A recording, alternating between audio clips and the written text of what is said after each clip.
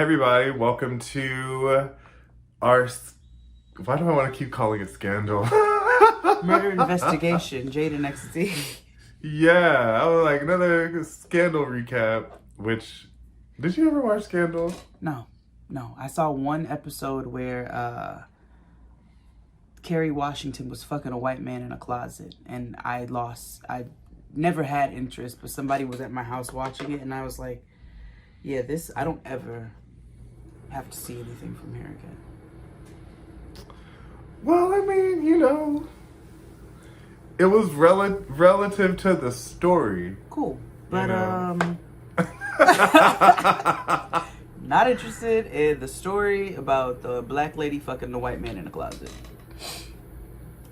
Honestly, that happened on How to Get Away with Murder, too. Didn't also. But then she turned out to be a lesbian and was with Dr. Jean Grey from X-Men. What's her name? What's her real name? Femke Jensen? Yeah, I think. Yeah. She's okay. She's from over there. Yeah, but we're not fucking white men in closets. Not. No. It's just. Speaking of fucking white men in closets, it's a serial extravaganza, and yeah, I don't know how much of extravaganza we could have over a dead girl, but let's just say.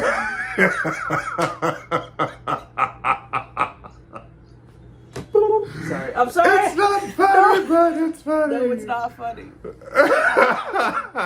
It's just like, it's like, when are you allowed to? I'm sorry. When are you about to laugh about a dead girl? Maybe we should restart this intro.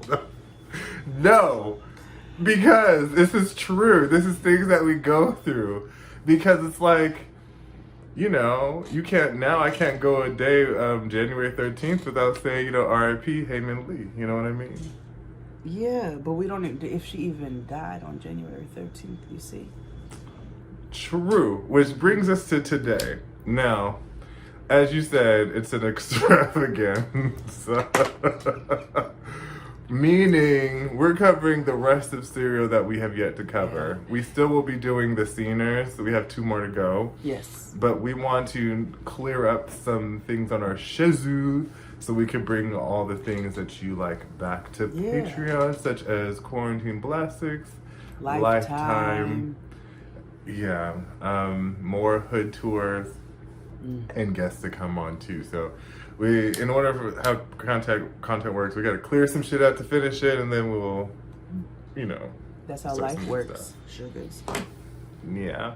All right. So last we talked, we went on a ride along, and we did the tour of, from when Hay left school to go pick up her cousin, and then was supposed to go home, which we all know that didn't happen. So we all, we followed the path. We realized it was very difficult for that to abide by the state timeline. Yes.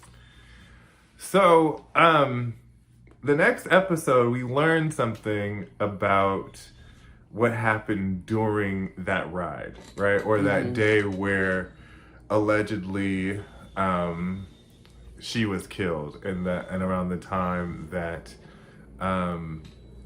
Jay was supposed to have the car and pick Adnan up. And most of the series, you'll hear, what's this phrase? What about the Nisha call? Yes, honey. Yeah. So what that was remember Jay talked about a couple of weeks ago that Adnan was a little teenage hoe? Yeah. And he was. Yeah, and I mean, he's a teenager, they horny and hormones. Hoe. Yeah, right.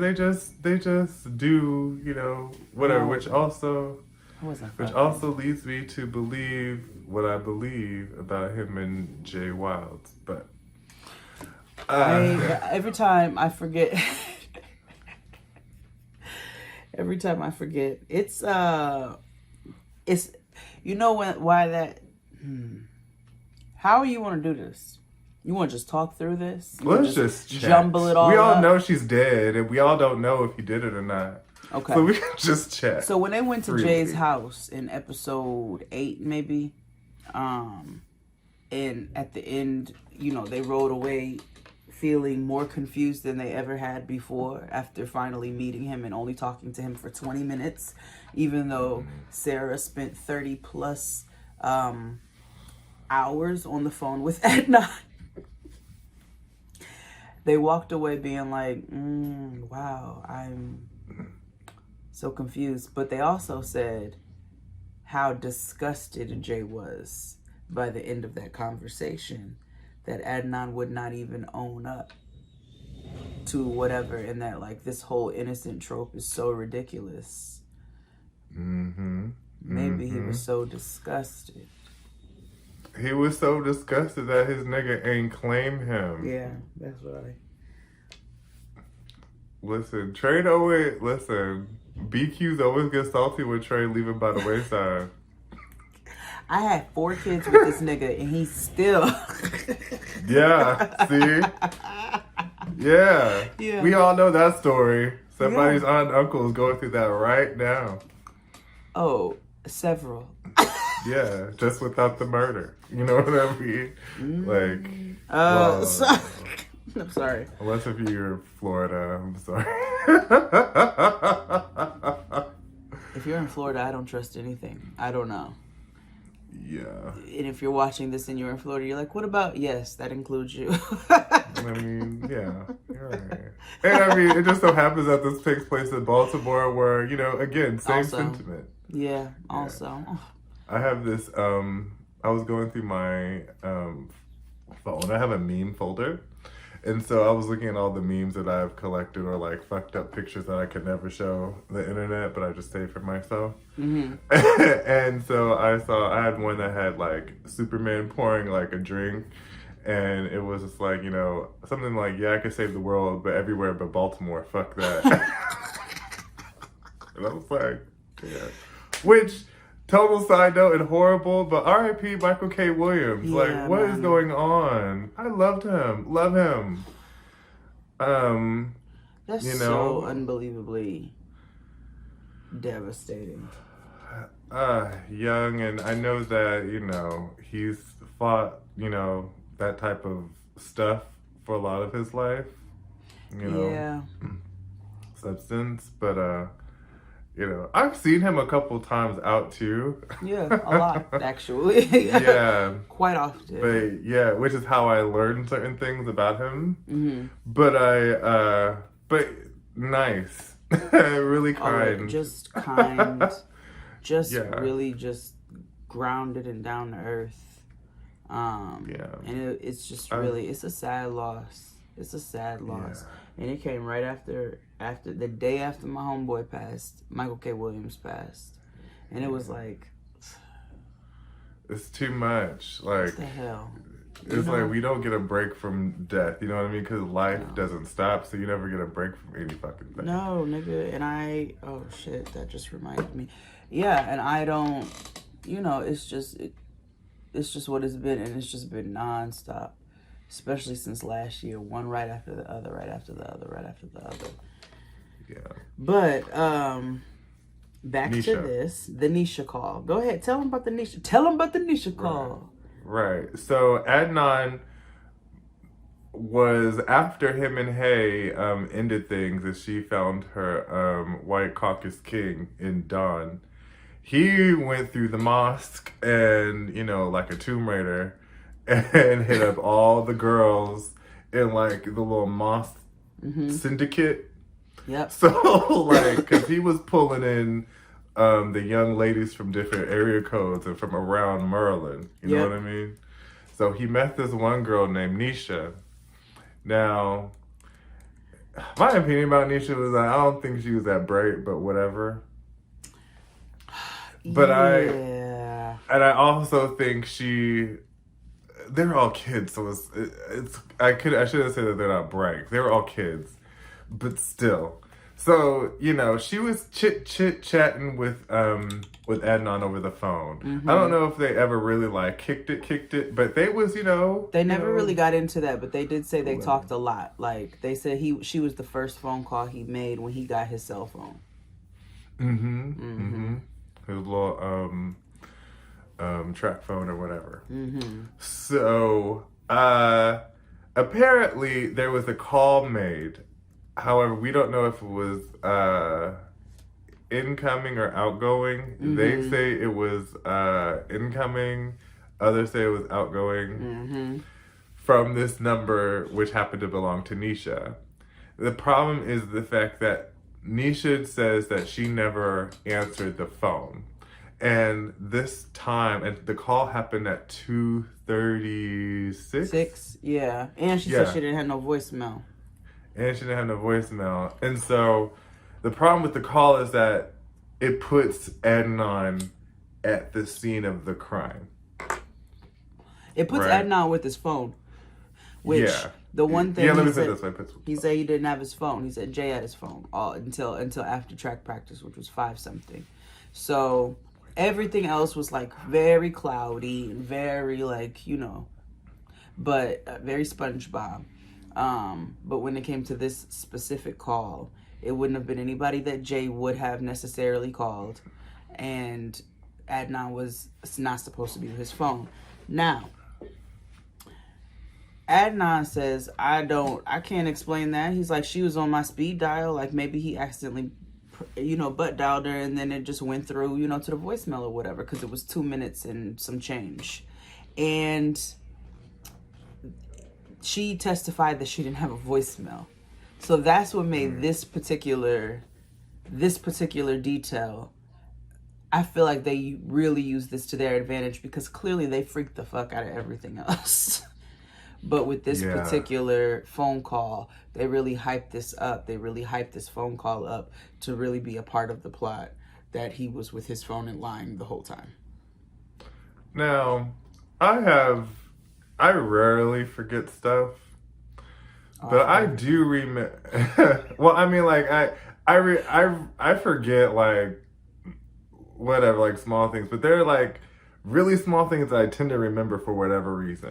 Yeah. So like I remember when I got my cell phone back in the early 2000s, and I remember making phone calls, and if they didn't go through, because you know some people didn't have voicemails back then, but if it didn't go through, the time would change on the phone, and you would get billed for that. Because even back in the day, you had minutes. Yep. So until the now. issue is, the issue with the call was like, if she didn't answer, why was the phone billed? You know, like it was called. Right. So when they went back and looked at like contracts and stuff, and of course this is how cell phone companies get over, because they bury a whole bunch of shit in vague and fine print, where they don't want to tell you that you get billed regardless if the phone connects to the call or not. It just if they answer.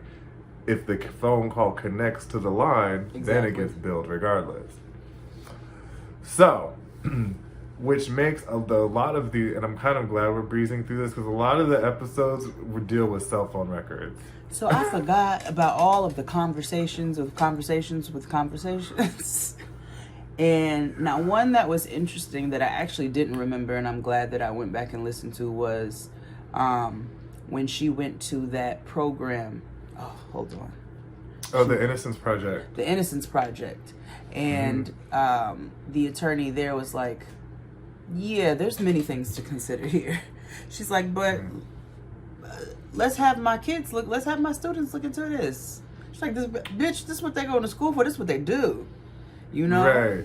It's kind of like the premise of How to Get Away with Murder. Like, you have these students who are working to fix shit.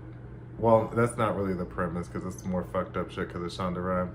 But it's this idea of this band of college students who are in law school working to figure. Is Shonda Rhimes married? No. She got a black daughter, though. Okay, all right. You know how I was going. Yeah, It no. was just a She had a question. black daughter. Okay, all right. But she also gave us The Princess Diaries and Crossroads with Britney Spears. So I don't really, you know. Iconic movies in their own right, but there wasn't, you know, she didn't write Cheetah Girls or nothing, you know what I mean? Okay. I'm trying to find productions with black girls in there. You know what I mean? That was the closest one I could think of. What about BET presents the encore? I'm talking about of that time. And if Shonda did that, oh God, please. That'd be like, oh jeez. That's like Aubrey O'Day was a part. Yeah. Well, I'm just playing. I'm not slandering Shonda. I just am saying. no, it's a valid question. Okay. It's a valid question. No, Alright. but Shonda got a black daughter. Okay. All right. Okay. Mm-hmm. She got black kids. Because I was trying to figure out why niggas was so shocked about Jamie Foxx and what's her name? Kate Hudson. What's the bitch name? Oh, the one who got freed from Scientology. Yeah, slavery. Yeah, slavery technology. Sorry, mama. Oh, why haven't we discussed this? Why haven't we discussed that Lord Prepon left Scientology? Because I didn't know, nigga. Wait. Girl. So mama had a kid. And around the same time, she denounced it because she said it wasn't safe for her baby. Wait a minute. Nigga. It happened a couple months ago. And there's every week I keep telling, there's something I have to talk about on the show. There's something I have to talk about on the show. 3 weeks ago.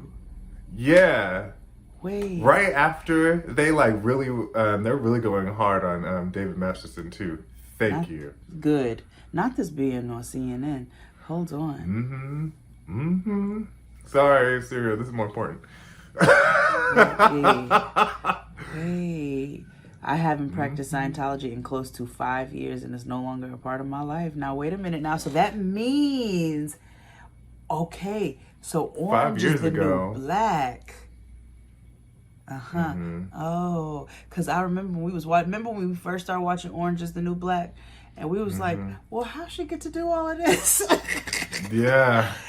Because Mama was already tiptoeing on out. Now wait a minute. Ben Foster. Oh, that's not who I'm thinking that is. She says she meditates. She really likes it. That's because it's close to.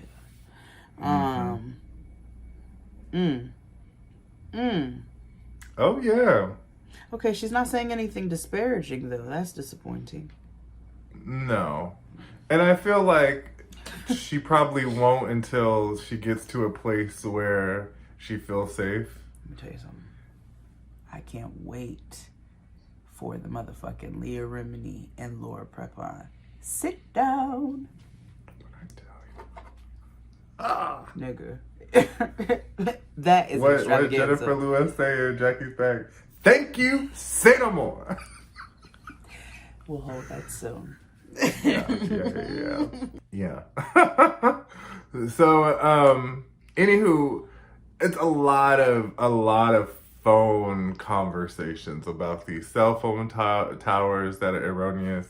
And and it was the first case in Maryland that openly used cell phone records as evidence. Yeah, because they didn't have nothing else because that Innocence Project. So they got all gung ho at the Innocence Project. Yes, nigga, we're about to dig into this shit because they want to, they want to help save the world. They want to help innocent people who have been found guilty or convicted guilty for crimes, and they didn't do them.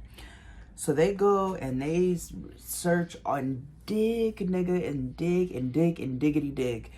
And they come back and they say, okay, bitch, there's shit missing. So Sarah's like, they're like, yeah, there's evidence that's they are saying they no longer have. And what the attorney was explaining was, even if there's a statute of limitations on how long before you can throw evidence out, a lot of times they don't even abide by that, which shows you how motherfucking lawless the police are.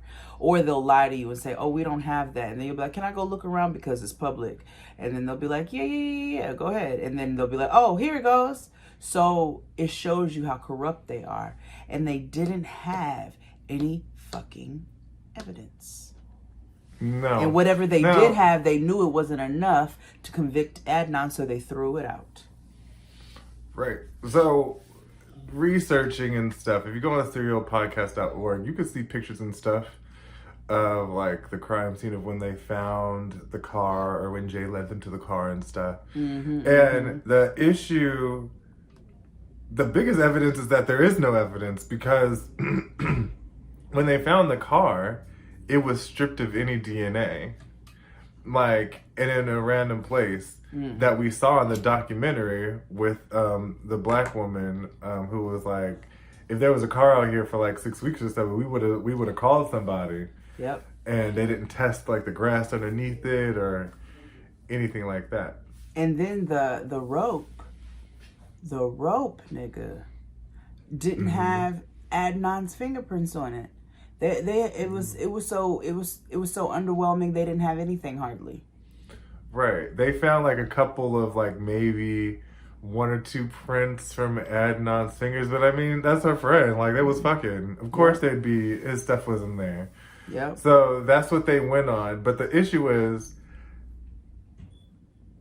Jay is 7. I mean, Adnan is 17 years old. What did he know?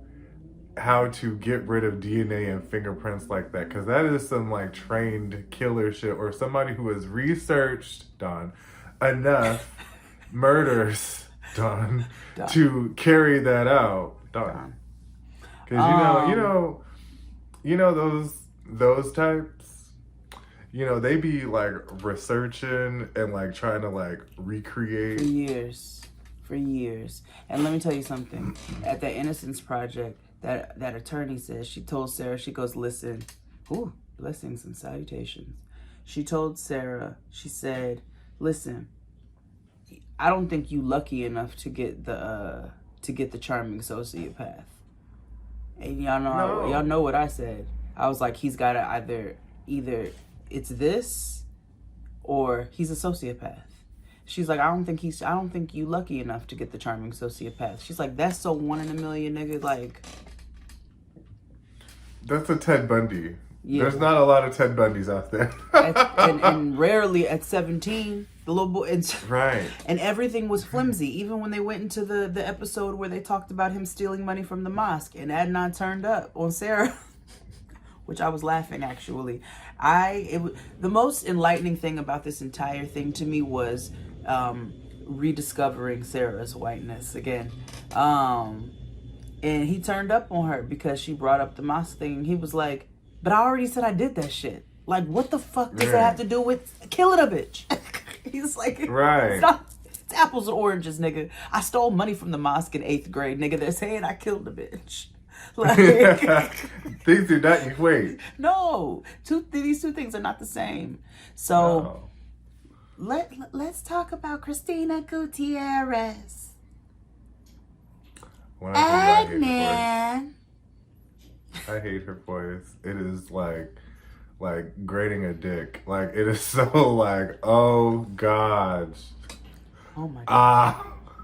Oh my god. Yeah, she has a dick grating voice. Please. Stop.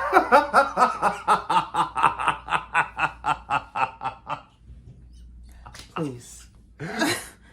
Imagine telling somebody that like her face is like dick grating, or like her face is like so annoying. It's like clit grating. Like, you know what I mean? It's just like it's so much. It can be for everybody. Everybody has parts. Yes, but can we leave the grater out of it? Well, that's how intense her voice is. I know. See? Great.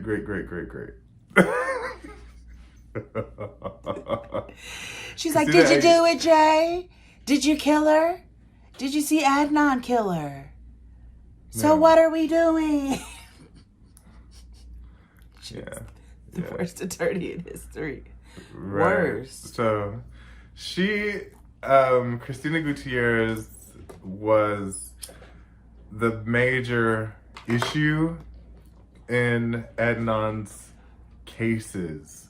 Remember, there was 2 trials. Yep. One ended up in a mistrial Yep. where the judge cursed her out on the bench. It's like, bitch, you crazy. Yeah. And your methods because are weird. Yeah, because she lied and said that she didn't know about evidence when she did. And so, which resulted in a mistrial. Which, again, should have happened again in this one. Because if the beginning of this, we learned that a lot of these witnesses and a lot of these like people who would have been an asset to Adnan were never thoroughly contacted, if at all, by Adnan's legal defense team. No. Nope. And a little background: she was like a famed, high-powered attorney. Mm-hmm. She had represented a case that was huge in Maryland, Yeah. which skyrocketed her career. Mm-hmm. She was like the it girl. She was like the white, she was like the Gloria Allred of like Maryland. Yeah. You know what I mean? She was working. She was working, and it was usually because that voice just made niggas want to admit guilt. Yeah. It's like, damn, I was lying. I'm fine. You'll go free. Shit. As long as you have to talk they all again. came back and appealed. Right. Because she died, y'all. She died. I will free them if you never talk again. Yeah. If you literally never speak. Yeah. Keep singing! So, through Adnan's case is when she began to spiral. She ended up taking on more than she can chew, and she ended up taking on a similar case, and where she dropped the ball, almost to the point where she kept asking like the family of the defendant to like give money, like, I'm not doing this, I'm not going to the office if you don't pay me $10,000 in cash. So she was clearly burning through money. She wasn't talking to anybody. There was something really going wrong. It was very like Tom Girardi situation. Mm-hmm. And she, we also learned that she was losing her family and she had got sick. She had cancer. Mm-hmm. Yep. And right after Adnan's second trial, she passed away. Yeah. She had also been disbarred by that time. Yeah, she had been disbarred because she was very negligent. Mm-hmm. In more ways than one in not doing what her clients asked. Mm-hmm. Or thoroughly representing them to her best. Yeah. So you can go look her up on the internet because it goes a little bit more into her health issues and how rapidly it declined. It's almost like she got a form of dementia. Mm-hmm. So, but yeah, she ended up getting disbarred, and then she died. Yeah. Like a few years later. Yeah, and so Adnan, I mean, for the record, they fired Christina Gutierrez right after the second trial. Yeah. Because of the fact that of the Asian McLean stuff. But by this point, bitch, I have spent all this time in jail, and you have done worse. How have you made this worse? Right. And so, and it was wild because, Adnan's community put up so much money for his defense. Yes. It wasn't just his parents. No. It was the mosque. It was Which is interesting given what happens later on when they start talking about those rumors. Again, it got so flimsy, all they could go off was this nigga still in 8th grade. And they tried to make it seem like it was some big Ocean's 8, Ocean's 11 fucking heist where this nigga stole thousands upon thousands upon thousands of dollars from the mosque. And then you go to Adnan and he's like, nigga, I'd steal like $60 at a time so we can go to the movies and ball out. Right. No big deal. Like, they don't have nothing to do with this. But it's interesting because his community don't like to talk about him or the case. But they use it as a cautionary tale for their youth, you know, about giving a girl a ride and all that it could lead to. But they don't like to really address or talk about his murder like that, or talk about the case like that. And I can understand why. You know what I mean? Yeah. Like, when you rally around a nigga and then all of a sudden they found convicted, even if you still believe in your heart of hearts. Twice. However, it is daunting when, you know, it's like, damn, you had a mistrial and you get convicted. I mean, it's like, yes, your faith never shakes because it's like you want to believe them, but there is that one, like, damn. Also, I'm going to be real honest with you. When I ran track, I was a sprinter. Ran 4x1, 4x2. I'm not an endurance runner. This has been going on for so long. At a certain point, if that was my community, I'd be like, y'all, there ain't nothing more that I personally can do with this. I have to go live my... You have to move on. Because look at Rabia. Rabia has... I'm not going to say wasted, because that's not the right term. But Rabia has spent all mad kids, her whole adult life, literally, on this case. Yeah, and that's what concerns me about, like, people who are longers committed to these type of things where there may or may not be no end. Like, and you see that happen a lot on, like, A&E and stuff. Like, I've been doing this case for, like, 20 years and I still ain't fine. It's like your life becomes obsessed with it. Like, You're gonna go crazy. Because you're never going to get the answer.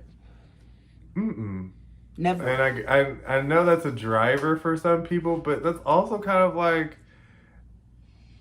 fucks with you mentally. Yeah. And then like, look, how does that affect your family? Yeah. Like, this is what you... How does it affect your family? Right. Is this all your children gonna be growing up talking about? Is the Adnan Syed case? Like, and ultimately, between all the conversations with the experts, all the whining that we heard from Christina Gutierrez, they could have honestly left that totally out of the podcast. All of it, nobody knows the answer still. Sarah left the shit completely inconclusive. Right. What she ultimately said, you know, I don't think Adnan's completely innocent. I think legally he should not be in jail or prison. Pretty much. Morally, no, I don't know. And I think, you know, people expected her to solve the case. And it's like, I didn't think she could, because then, you know, it'd be a whole different kind of situation. Right. And it was powerful enough to bring forward another trial? What's the shit called though? Appeal. Mm-hmm. Right. Yeah, it didn't go through the appeal. We all know that, you know, the government was like, we did our job, that was enough, leave us alone. He's here. And it was very quick. Yeah, which means we believe there was police corruption. This is his home now. Oh, I also laughed, though. I had to find my joy throughout this. I laughed, though, when Sarah was like, I don't know. Like, you're such a nice guy. Like, I just don't think you did this. And when I tell you, Adnan Black, Adnan was like, what you mean I'm a nice guy? You don't know me. And I was like, ooh, that nigga been in prison. That nigga been in prison now. I was like, ooh. He been around niggas. Yeah. He was like, you don't know me. He was like, what? You don't know? And she's like, by this time we'd spent 30 logged hours on the phone. And I'm like, yeah, so you talked to that nigga for a day and a half. Essentially. I can sit up on the phone with a nigga all night and cake and boo-boo, you know what I'm saying, and phone bone and whatever else, and it could be a lovely conversation and we want to talk the next day, but that doesn't mean that I know that nigga love him and want to spend the rest of my life with him and know he's a good person. Yeah, exactly. Like, this is literally a job. This is a story. Right. Right. Right. And Honestly, Sarah didn't do enough to solve the case. She just, she just kind of Because she just said, my job ain't to solve breezed this and case. glazed over. It was like, I can point you into the right direction. But that was it, you know what I mean? Rabia is trying to solve the case. Rabia is trying to free Adnan. And that's how I feel, because I don't feel like she's trying to solve the case. No, I feel you're like right. She's trying to free Adnan. She is. And I think, and they talk about this, either the documentary or undisclosed. One of these entities is that in order for you to have a solid defense, as to you can't rest your defense on he didn't do it. Mm-hmm. You need you need to figure out who the fuck did. Yeah. And if you can't, and you can't do that, you need to do extensive, like, case building against why he didn't do it, or how this person was beyond a reasonable doubt not there at all, has anything to do with it. And neither parties have done that. And that's just because of the fact that Robbie is super biased. Like, if you listen to Undisclosed, it's very like, yes, there is some bullshit there. However, your king wasn't as innocent as you think as he you making was, it seem. you know what I mean? Yeah. Now Don, that nigga, let me tell you, there's a couple reasons. Because Sarah finally talked to Don. There's a couple reasons. There are a couple things that came up where I was like, oh, when Don heard about Hay going missing, and I want to say he said when he heard about her being killed, and I'm like, but they reported her missing before killed. But he said that he was off work, but then he picked up a shift from a friend, but it wasn't at his normal location. It was at another location. Did they ever go back? I don't remember them ever going back and confirming that he was working that shift for that person at that location. Then he said, now, immediately. Hold on. I used to work for Liz Crafters.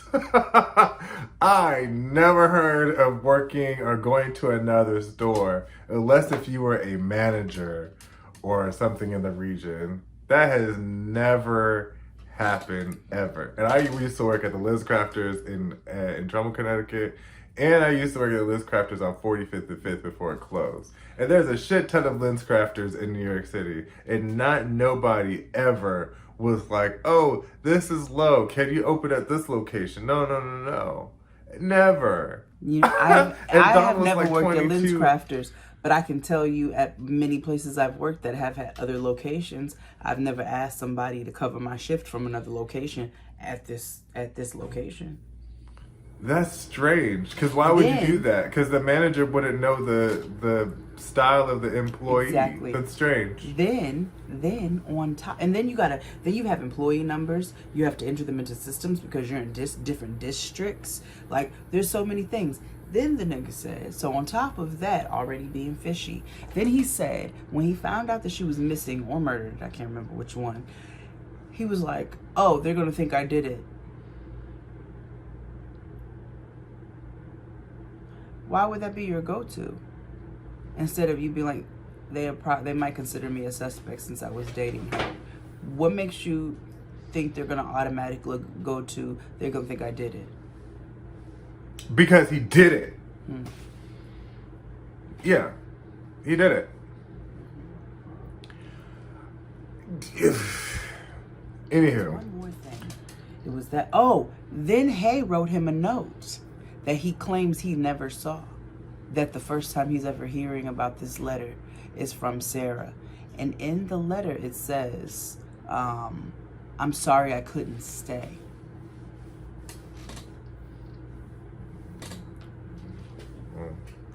Well, we all know what that was about. Suck a little dick every now and then. Please. And again, and still nobody is considering the fact because then, oh, that was the other thing. He remembers that, hey, how do you remember this? Out of all the days, because Adnan's like, yo, every day was this day and this was track practice and nigga, I don't know. Don remembers these very specific details. Oh yeah, She wanted to skip school that day, and she wanted me to call the school and pretend to be an authority so she would have an excused absence. But I wouldn't do it because I thought it was important for her to go to school. How come none of us are addressing the fact? And I had to go to work anyway.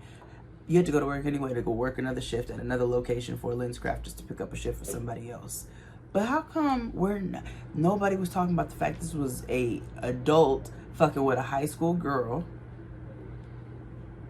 First and foremost, they just want to keep saying like, "Oh, I didn't know if well, Don said he was doing this, so I guess he was doing it." We're not talking about none of these details whatsoever. None. Don did that shit, nigga. And Jay is only disgusted, like you said, because Adnan won't admit his love. Thank you. This is what I've been trying to tell you all for the last 7 years.